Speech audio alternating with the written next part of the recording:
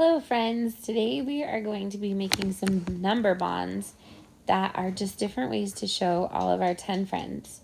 So if your teacher doesn't have the 10 friends written somewhere in their room, let's think about what they are just really quick to help us so that we can do our worksheet. So we have 0 plus 10, 1 plus what? 9, good. 2 and 8, 3 and 7, 4 and 6, and 5 and 5. So any of these numbers together, when the two of them together make 10. It doesn't matter which add-in comes first, it'll still make 10. So all you have to do now is just see like all of these have 10 and then 6. So I look over here and I say, oh, 4 is 6. 6 is 10 friend. So on this side, which number is 8's 10 friend? 2, very good. And what is 9's 10 friend? 1, nice job. What is 3's 10 friend? 7, good. So now I'm looking at the next row and we just did 7's 10 friend is 3, so I put that there. And this is 10 is the whole. This add-in is 4, so what is 4's 10 friend? 6.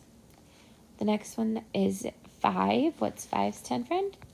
Yep, 5. And 6's 10 friend is 4. Go ahead and finish the rest of the bonds on this page. They just may be in a different spot, but it's still the same thing. Like 2's 10 friend is 8. So push pause, finish this side, and then flip it over for math facts on the back. All right, here we are. We're going to practice some of our addition facts. This time, instead of being just one certain add-in, it could be any of these. It could be 0, 1, 2, or 3. And this is important because when you do your M-Comp on Friday, you're going to see these types of add-ins, and so you need to know how to do them.